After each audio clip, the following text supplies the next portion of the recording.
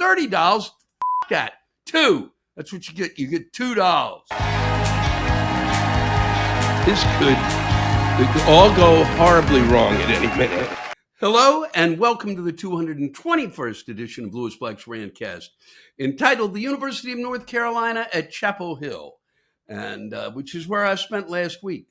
He was able to perform at the Memorial Hall, a place I've had the joy of being on stage there 3 times. And I was able to help them celebrate the 20th anniversary of the Carolina Performing Arts. And very glad to be a part of that. Just glad to be down there. Just glad to be wandering that campus, which has meant so much to me. And which I love dearly. And which, when I'm wandering around at this age, the acid flashback quality of it was extraordinary. And that's what happened there. And over there, that occurred and that occurred. And I did something I hadn't expected to do really initially, but I kind of gave a bit of a history of my time there, which I realized really put into perspective what's happening now. And it's a lot easier to put it in perspective that way than to try to come up with jokes about things that are already jokes and that nobody seems to get that they're jokes but me. And it was really enjoyable to kind of, and I hate to use the word reminisce, but it's the one that has come to mind. It's such a kind of a weird, reminisce sounds like the ukuleles playing in the background and stuff, but it was, I wanted to give a sense of what it was like, because it was completely different now than when I went to school. There were 12,000 undergrads when I went to school. They're now like 22,000. It's a different place. It's a different time. And we have moved into a different era. And I really, and may find the time and the energy if I don't write it down, which I will write it down. Okay, let's get that out. I will write it down and hopefully be able to perform it, because it certainly gave me a perspective, and for some of the others, I think it gave it to them. But we'll see when people go, boy, what did you do that for? That was ridiculous. God, I can't believe you're going into your past like that. It makes me sick. You disgust me as you wallow in what used to be, because we're now. And if you don't want to be now, then fuck you. Well, it's just the way things are. I just really think it gives a sense of where we came from, which is all I can do right now, because we have gone into an age that is completely different. But I was really happy to get there, to go, and I spent some time in the library, and the library is it now has a copy of everything I wrote. It's got everything, and they put it together, and they cataloged it on a level that I just was stunned to stand there and look at. 5 or 6 boxes of my material, all in a variety of folders and envelopes, and any way that they could put them together out there. And it was really quite something to see. I was just going through, and I discovered a play, which will give me an idea of the level of stroke victim that I'm at, that was written probably 30 some odd years ago, easily, no, but further than that, 40 some odd years ago, for sure, that I didn't remember writing at all. I'm kind of stunned. I was stunned by it. I stopped kind of looking through it, because I was just trying to get a sense of what I would be doing when I was sitting down there. I wanted to go through some of this stuff and to get a sense of what I had. And this was really, I didn't read like what I would think I'd be writing. And I don't know what set it off. And I kind of went through it fairly quickly. So I probably may talk about it again after I go down there in a bit and go and read it for the first time. So I was going through trying to figure out whose play it might have been, somebody I went to school with, especially when I went on to drama school at Yale. And there were certainly some fine writers there, and I might have kept one of theirs, but I couldn't see their name on it, nor was there a title. And I got through to about page 65, and there was the name of a character, Fig, who was an old and dear friend of mine, Cliff Figallo, but we called him Fig. And I thought, well, fuck this. I got to have written this. Somebody didn't come up to me and say, hey, could you lend me a great character name? And, so I'm looking forward to going back and reading that. And I just kind of realized, I don't know if this has any interest, if what I'm babbling right now has any interest to you, but it certainly fascinated me. And I look forward to going back through it. And I will sit down with my old editor in a week or so, and try to see if there's a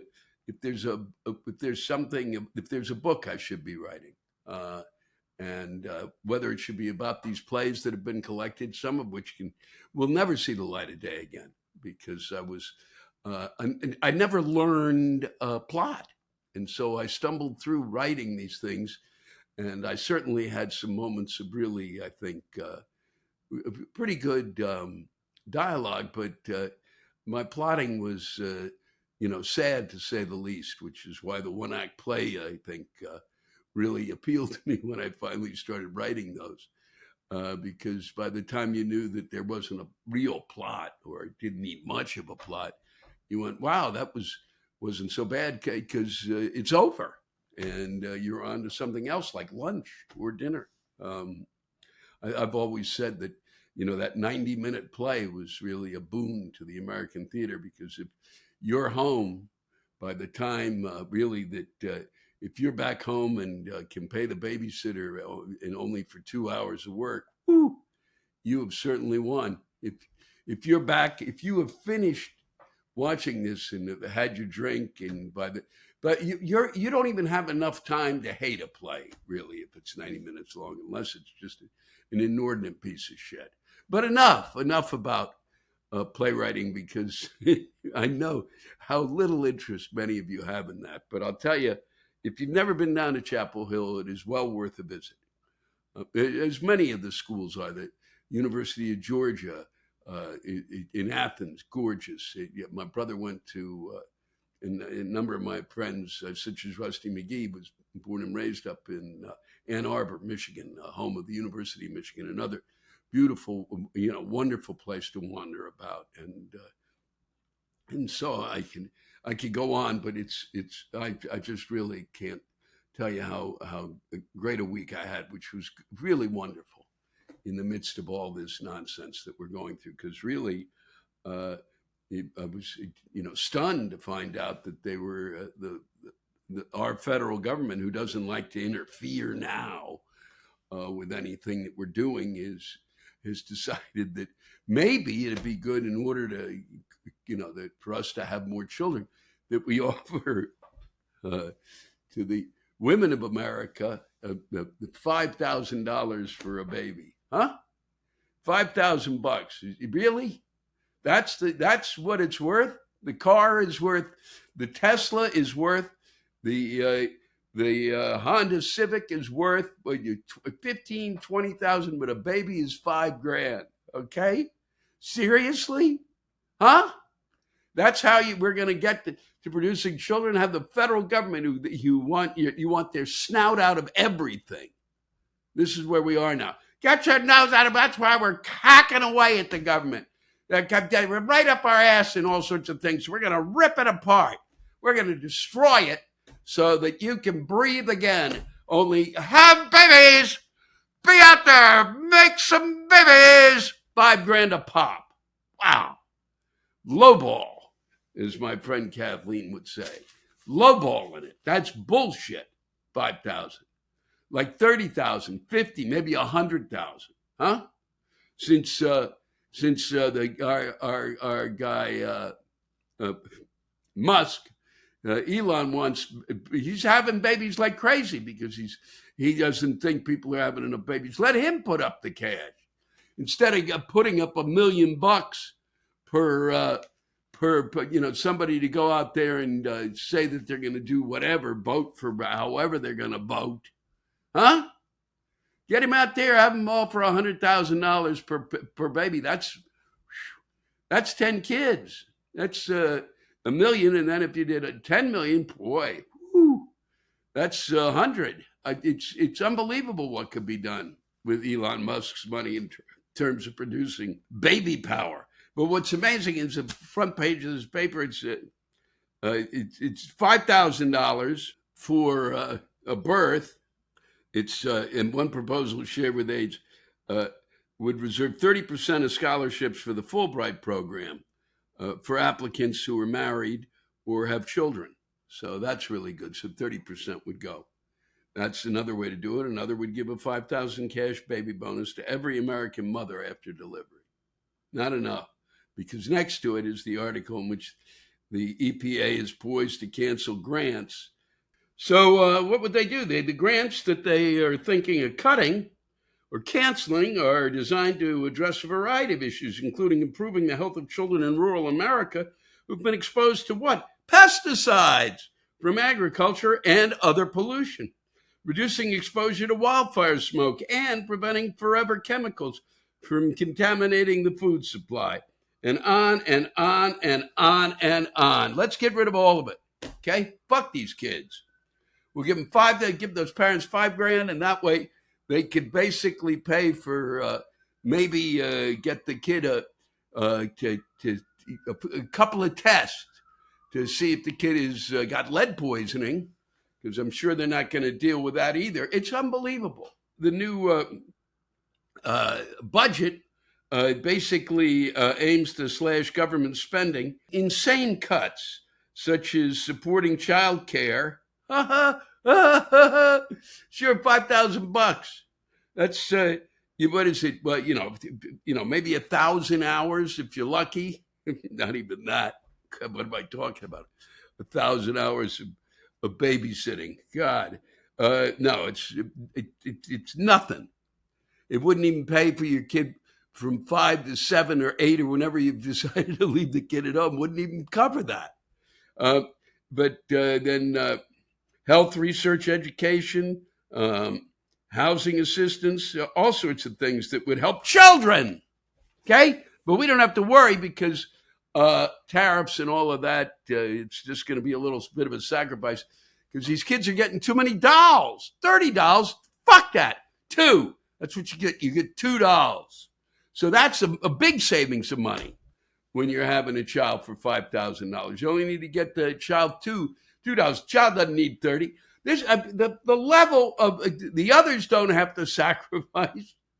Just all of the rest of America has to sacrifice. And pencils.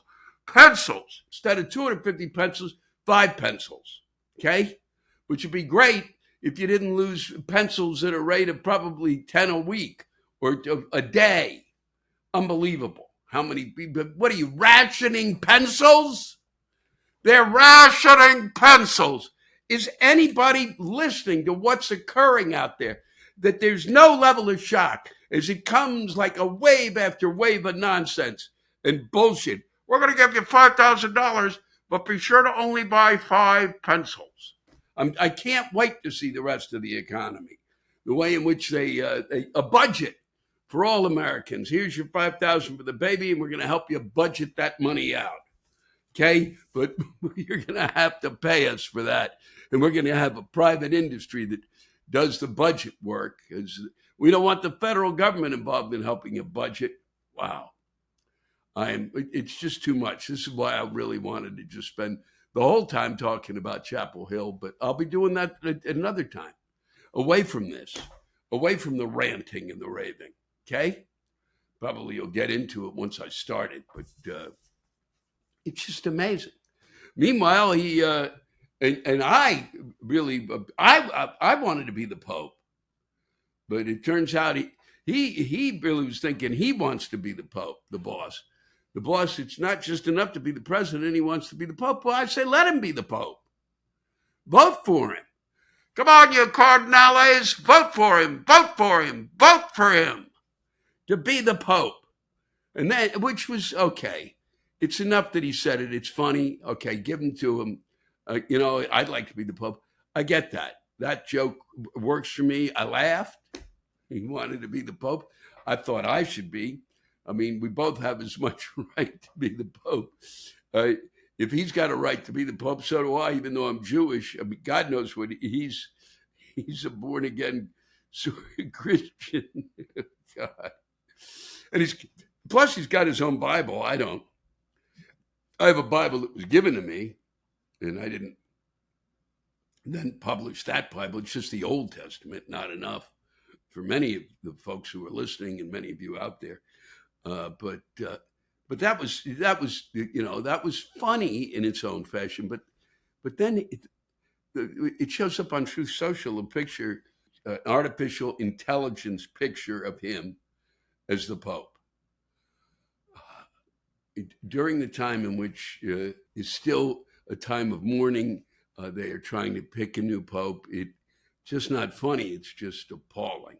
Just once again, note the elephant is in the room, the bull is in the china shop, and just bumping into stuff, going, "Oh boy, I didn't really realize." It's just no sense of proportion to what's happening out there.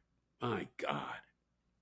But we shall see. We shall see what we shall see. Maybe they'll pick him as the Pope. It's going to be tough. They probably know him better than all of the cardinals, who don't apparently seem to know each other. They're wearing name tags. There's a few other things. Let's see. Yeah. That's it. Yeah. Probably be talking about this again soon. They're not going to make him the Pope, and then he should get his military parade on his birthday. A guy who never was served because of bone spurs, and I don't really care if you had him or not. He didn't serve, and he wants a big military parade to honor him. That's madness. That is a sign of madness. No other president has ever asked for that. Should he be compared to that? Yeah. Okay. Why? Because that's not what we do, especially when we say to the rest of the world, we don't want to get involved with you in terms of our military. And then you're going to show the world the military might. And it's going to cost us a ton of money. They're cutting programs, not just him, others in Congress, the inability of the Democrats to do anything to convince anyone to stop the madness at all. They're cutting the budget. But don't cut my parade. Don't rain on my parade. I got to have my parade. So you're going to cut this thing for kids. Yes, you are. We're not going to be providing you with a vaccine for the flu. Nope, not anymore, because we got to save the money so that you can see our military hardware and forget the little vials that might you can get your little injection, which was huge for me. Okay. And still is, because there are too many people who want to shake hands, and I do it. And then I forget to wash my hands, and the next thing I know, I could have the flu.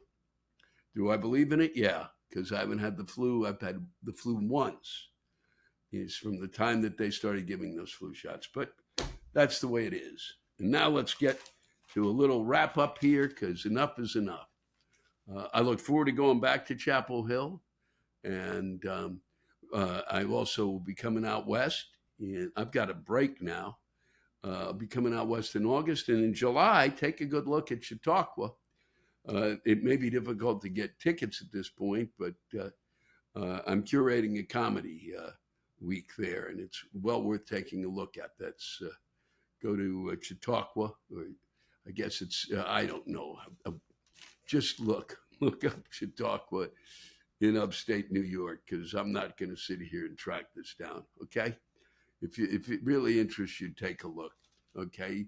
And we end with this. A group of 8 Republican lawmakers in Minnesota have introduced legislation that would classify some vaccines, you heard me, vaccines, as weapons of mass destruction. Of course they are.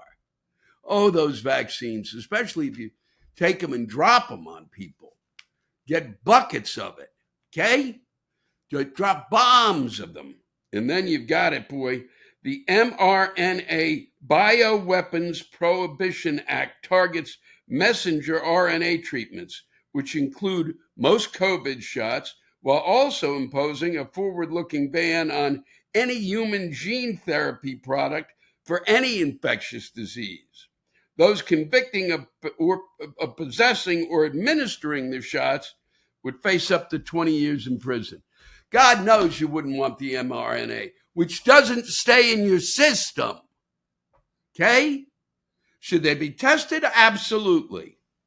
If they work, should we use them? Absolutely. If they don't. But I will tell you this, and I would have to look it up, but I believe it's mRNA, but we shall see. I have two friends who have been have forms of cancer, and they are considered, if you're going to get cancer, it's unbelievable that they, that are the most survivable forms. But there's another 10 or so other cancers that those crazy British, they're just wacky because they believe in science and medicine, are allowing something that I've read about, and it has come to pass there. So in England, they've gone beyond vaccines. They're going to allow 15,000 cancer patients a year could be treated with a quick injection, an immunotherapy jab. That's right. Now, normally they have to kind of give you that, and it's a way that it treats 15 different cancers, including lung, bowel, and skin, just for starters. Friends of mine, two friends have those cancers, and it would have been great if they would have been able to do this rather than have to go through radiation treatments. And maybe these folks have to before they go to the immunotherapy, but it would certainly be worth a shot if you didn't have to. Unbelievable. But we won't be seeing that here because we're not interested in research anymore. We got to have money to pay for kids. For God's sake, we need more kids. Why do we need more kids? I'd forgotten to tell you the real reason is so that they can help keep Social Security going, as opposed to taxing above $150,000 of your earnings, if that's what you make each year, and putting that toward Social Security. Because even though we, the United States, provide everyone with this opportunity to create inordinate amounts of wealth, we don't want to disturb that wealth by having them put back into the system what we have been able to give them. All right. And that's where we are. Once again, another week, and I'm looking forward to this one too, because it's going to get better and better and better. I am sure of that as we move toward a better tomorrow through tariff making. Oh, you're so obsessed with... No, I'm obsessed with what is occurring behind the curtain. That's what I'm obsessed with. And it's driving me fucking nuts. Okay? Because it isn't the way you run a government. And it's not about him. It's about what's occurring behind him. So stop it when you're going to sit there and send in, I'm sick of it. Okay? And I'm tired of it. So for those of you sending in your rants, I'm just going to say I read all of them. And so, whatever you want to get off your chest, do. But there's a huge amount is coming in about the boss and your feelings about the boss. And these are fairly repetitious, and some of it covers the same territory. At times I've actually read stuff that has covered territory that I've covered, but it will be the chances of my reading that are less. If you find something that is really and it driving you crazy, you will find that what you were feeling about the boss, you will get that anger out through whatever it is that enrages you. Such as if it's a choice between Hellman's or Duke's mayonnaise or Miracle Whip. That ancient battle of Miracle Whip and mayonnaise. There's certainly can be fought forever on the battlefields of sandwiches around the world. So find out what it is that is really getting you nuts outside of the basic daily news cycle, which is certainly irritating everyone in sight on either side, whoever it may be. Before I wrap up, I just want to be sure to dedicate today's Rantcast to all the students who are graduating from the University of North Carolina, Chapel Hill this year. I wish you nothing but the best. As you enter that next chapter, as I am now. I saw many of you, and many of you were taking your finals and trying out your what you'll be wearing at graduation. I didn't go to mine because I thought that I didn't want to sit through 1,200 people really, or 2,000 or 3,000 people getting their degree. And it turns out that I would have actually been one of the people that would have been called up there because of the degree I was getting in playwriting. And I actually graduated with highest honors. I wanted to throw that out because I rarely get a chance to say that. So I'm wishing you all the best. And as you can tell that even though I got the highest honors in playwriting, I ended up doing something else. And whatever it is that you've chosen, whatever path that you are on, follow it to wherever it leads you, whatever gives you joy, whatever gives you hope, whatever makes you happy, because that's what it's about. It is so that work doesn't seem like work, and it's got to be something that you love to do, and whether you're financially remunerated or not, whatever makes you happy is really the bottom line. And I'm hoping each of you find that as you take this next step. Enjoy every moment of it, and we'll see you around campus. This comes to us from Leslie Angerlot, which I don't think that's your last name. If it is, it's apropos. Here we go. I wanted to share something positive or cheerful or funny or healing or just say hello. Glad you were alive. But see, I woke up feeling okay, even though my poor husband was in the easy chair with his hat down over his eyes. He couldn't sleep flat in the bed, had to sit up. It wasn't great, but it was okay. I was being quiet, let him rest. But that led me to read posts and news, and now I'm swirling down the toilet bowl of incredible despair and outrage and stunned, gasping at the endless, moronic, toxic idiocy pouring forth from our government. From MTG's hand of God comment to Noam's bag of cash to Haig's intoxicated brain cell clowning like a frat bro you can't get rid of because his daddy owns the house.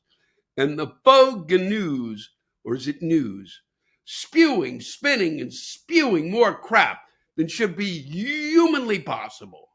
How can they not gag in their sleep? Someone turn off the shit spigot. How I wish millions of people would just show up and stand there looking at them in silence, clogging the streets, surrounding them like dense underbrush, zombies, but not hungry because there are no brains to eat. Where, oh where, are the clone armies when we need them? How can their bodyguards stand them? How much money is enough to keep letting them breathe? Right. It's not very Christian of me. It's my fault. There aren't enough burning effigies filled with sage to cleanse this stream of insanity flooding the airwaves and media and energies and vibes. I can't even write a postcard anymore. These people are poisonous monsters. Why can't I ignore them? I feel like it is sort of criminal neglect to ignore them and not do something to protest. But my hand won't hold the pen anymore. So I sat and stared. My husband woke up from the chair and said he'd try to lie down flat for a while. And I said, okay. And then I wrote this email. I don't feel better. I tried a cup of coffee, sat and stared. Yeah, I wanted to share something positive or cheerful or funny or healing or just say hello. Glad you're alive. But then I just hit send. Well, I'm glad you did, Leslie. I think a lot of people are going through this. I think people go through it from both sides.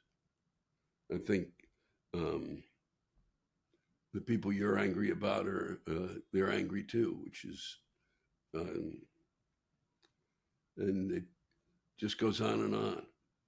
And someone keeps stirring the pot, and it's just wrong. That's what's really wrong. Well, and 100 other things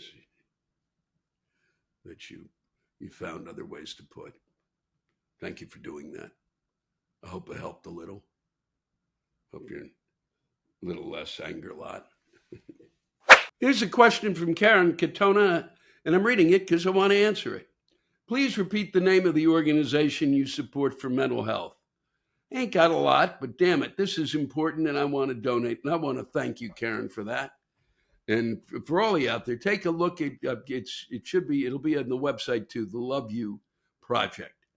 The LuvUproject.org is where you go. That's where you'll find it on that on the interneters out there. And, if you can send a few bucks their way, they will appreciate it, and so shall I. I will be doing some more work for them and think what they do is really, really important at this point in time. So take a look, and the history of the organization, as I've said before, is really well worth a read. How you turn something that's really been a tough story into something extraordinary and really quite something. Thank you, Karen. Thanks for allowing me to do that and read it. Here's some back-to-back yelling and screaming. The first comes from Mentally Ill Perspective. They're both yelling about the same thing. The other one is Anonymous Felon Who Took Responsibility. Here we go. Mr. Black, Michelle Fiore will be resuming her position as Justice of the Peace after she gets that procedural shit out of the way. Not too shabby. Goes from facing 140 years for stealing donations from the Fallen Officers Fund to nothing. I wonder how she earned her pardon. That's almost like getting convicted on a shit ton of felonies with a sentence of nothing. You fuckers are aware we mentally ill learn by emulating those with superior authority. New rules established. Thanks for the clarification. Thank you, Mentally Ill Perspective. You could share your name. It would be nice. And same with you, Anonymous Felon. You both must. I would say one is 5 days and then one came in a week later. Jesus Christ. Trump pardons former city councilwoman Michelle Fiore for wire fraud? Huh?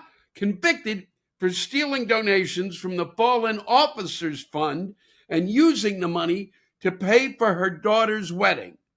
She is now free to hold another political office. Trump said it was an act of mercy. Are you shitting me? If I bend the knee and swear allegiance to King Joffrey Trump, can I go back to being a flim-flam man with no consequences and repercussions? I'd say America has been reduced to one big fucking joke, but that implies that there's actually something to laugh about. She stole from the Fallen Officers Fund.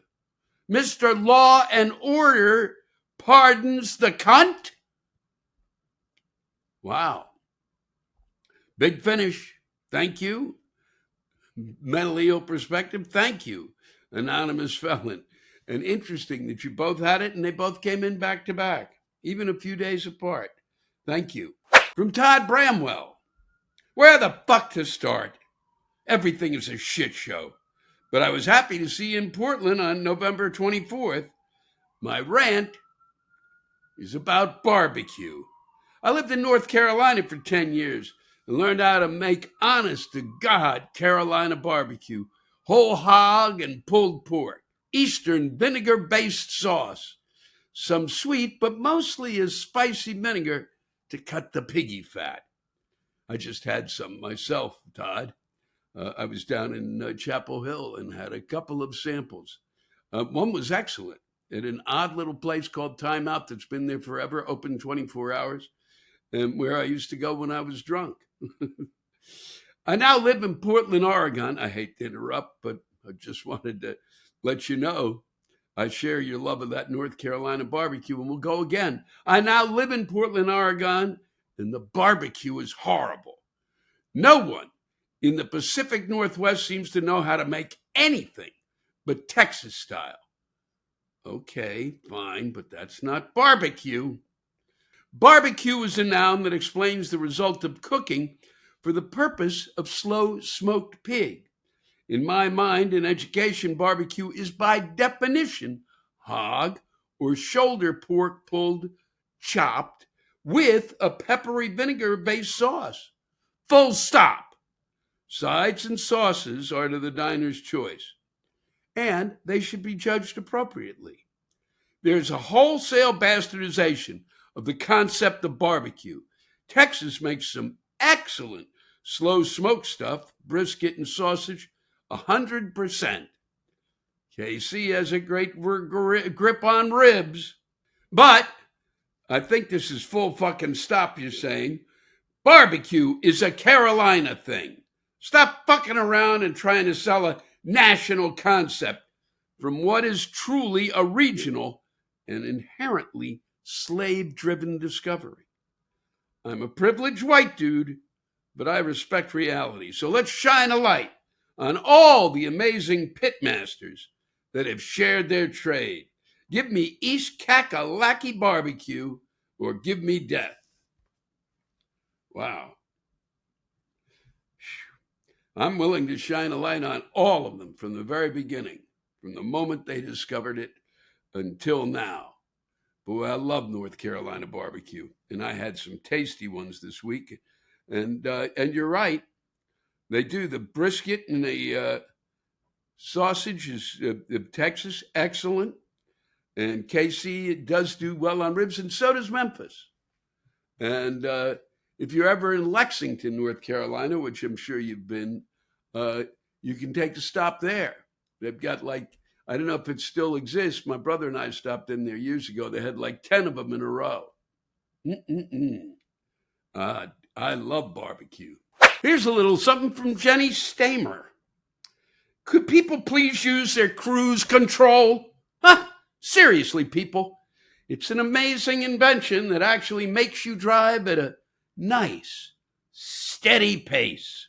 I'm freaking exhausted by being behind some asshat going 65 and then, oops, slowing down to 50.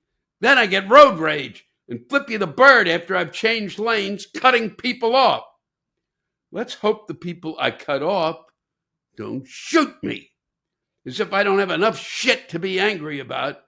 Geez, people use this technology.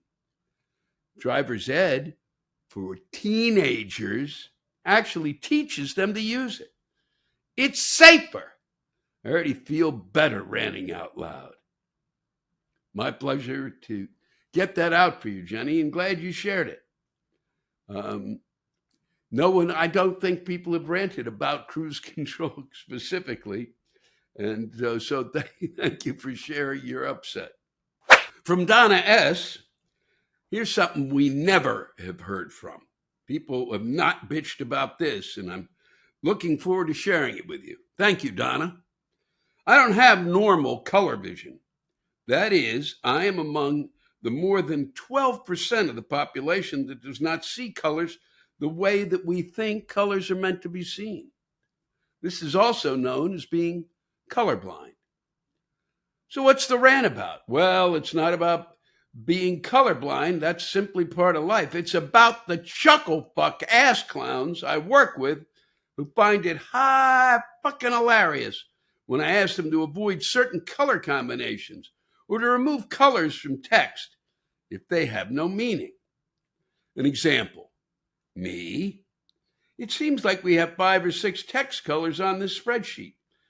Do they each mean something? If they do, can we add a status column or something I can distinguish? Them. Guffaw. There are 7 colors. You don't know there are 7 colors? How can you not know what colors are? We learned them in kindergarten. Loud laughter ensues. Every damn time, once they go beyond 2 or 3 colors, there is no meaning to each of them. Someone added some at some point, no one knows why, or they never kept up the distinction, or they added them just to fuck with me. But I am staring at a spreadsheet on which I cannot perceive some of the text. Then I have to make a copy and strip the colors, which of course means they'll make changes to the original, so I have to waste my time doing this again. And these sorry excuses for adults will again find this the funniest thing ever. So to my coworkers and every other person doing this to a colorblind person, grow the fuck up. I hope that as you age, your vision fails and no one ever helps you read something or makes text bigger or gets you any assistive devices. I hope all of your eyeglasses go missing. And when you're sitting there, not able to read important instructions or tell what pill bottle you're holding or even use the damn remote, know that somewhere I, Donna S, will be laughing. Yes, sirree, laugh, Donna, laugh. Thank you for sharing. That's no one has ever taken up that position. I mean, I know that it's tough. Colorblind. It is unbelievable that these idiot coworkers don't understand. But I'm glad you told them all, even if it came through me. Hopefully they heard it, or you'll point it out to them, or just walk around there the next time, and and enjoy that day, Donna. Thank you. From Reginald Monroe. These never get old for me because it's just, I get these all the time, Reginald. And I'll be reading another one afterwards because I just think maybe if we repeat this shit long enough, somebody somewhere will listen. I am full up to the highest skin follicle with bad feelings toward a modern certainty. The irrepressible need for any place where you send your money to know exactly how your experience was. I really hate this trend. It used to be you could have your car serviced, your goods delivered, or your meal served, and that was it. Someone would ask you how the meal was on the way out or tell you to contact them again should your car need maintenance, or simply say, "You're welcome," after being thanked for a delivery. Now they want you to fill out a short phone survey, rate them on Yelp or some other feed that no one ever visits, and of course, tell them how likely it would be for you to recommend them to a friend or family. Jesus, we all hate this. I'll second that, third it, and fourth it. And I don't think these intrusions into the state of commerce are necessary. I find it hard to believe a restaurant owner who is fighting just to find decent prices on eggs, meat, and whatever has time to review last night's ratings. Ever! Can't we simply show our pleasure of an experience by continued patronage? Our business is so out of touch that they can't tell when they are succeeding or why.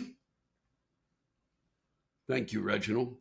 I'll tell you, I've been seeing a doctor, and the doctor doesn't ask, but the thing called Summit Health is the outfit, or maybe them, or it's someone. It's another one in charge of them, and I've been seeing them on a weekly basis. And every week they say, "Hold on."